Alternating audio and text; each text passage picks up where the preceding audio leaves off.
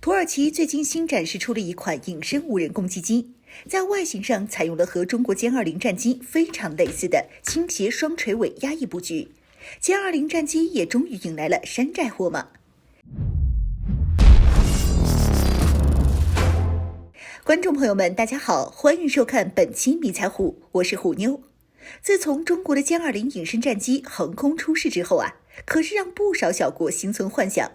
尽管5代机的研发门槛高得吓人，但是中国的成功着实让不少国家都觉得，既然中国能行，那我为什么不可以呢？于是诸如印度、韩国、土耳其等国纷纷开启了自家的5代机计划。当然了，理想很丰满，现实却很骨感。这些国家的5代机计划，也就韩国取巧弄出了一个4代半的原型机，结果还因为某些原因又给拆了。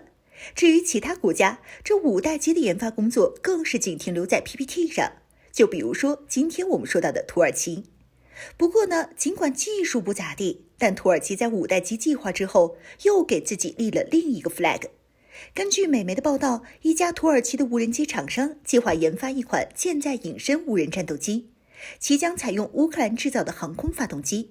而最有意思的地方在于，根据这家无人机公司给出的概念图，这一款隐身无人机的气动外形简直就是我国空军歼20战机的一个翻版。而这种隐身设计，目前世界上还真就是歼20独一份，真不好说土耳其到底抄没抄。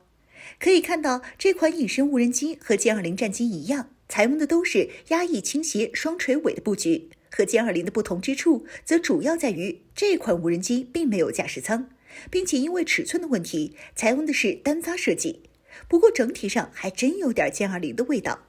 而根据土耳其的说法，这款隐身无人机不单单是陆基型号，还能够从土耳其阿纳多卢号2栖攻击舰上起飞。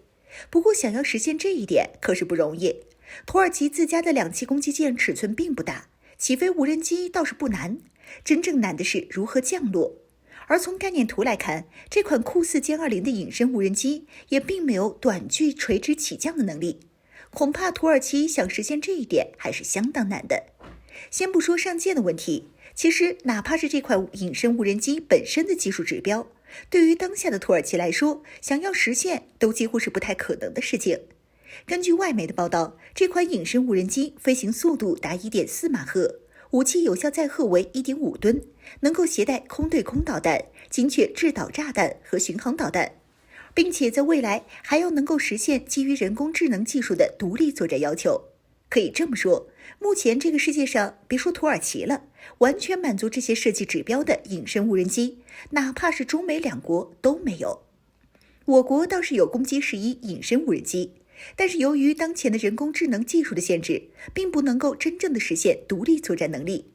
而海对面的美国虽然有 X-47B 无人机，但是也只是个亚音速隐身无人机，连中美这样在隐身无人机领域处于世界顶尖的存在都没搞定的技术，土耳其当然就更不行了。我们再说回土耳其本身，虽然说这几年东欧以及北非地区的局部战争中，土耳其无人机也在其中大放异彩，取得的战果可以说是仅次于中美。但是之所以能有这样的战绩，也纯粹是因为面对的敌人太过于菜鸡。真要论技术，土耳其无人机和中国的彩虹或者翼龙系列差距可是相当大。比如说土耳其最出名的 TB2 无人机，在数据链、抗电子干扰方面和翼龙2等无人机相差甚远，基本上就是个攒机货。而对于这一次展示的隐身无人机来讲，想要研制出来，对于隐身技术、气动外形设计、高速数据链乃至于人工智能技术的要求都是非常高的。虽然平时我们看中美2国的隐身战机机身外形都非常简洁，但是真要设计的能够隐身还要能飞起来，实际上是非常难的。这涉及到了非常庞大的计算工作以及设计经验，凭借土耳其肯定是搞不定的。气动设计方面，尽管压翼能够给战机的机动性以及升力方面带来诸多好处，但是也让飞控和气动外形设计的复杂程度高了一个数量级。我国也是在搞定歼10之后，才敢在歼20上使用压翼技术，而土耳其在这方面的技术积累纯粹就是零。总的来说，别看之前研制了不少无人机，并且还参加了实战，但是土耳其要是真想照着歼20的气动外形搞这么一款隐身无人攻击机，凭自己并不现实，更大的可能还是要求助于外援，比如说欧洲诸国。当然了，更大的可能，这款隐身无人机最终还是只会停留在纸面上，被人们遗忘。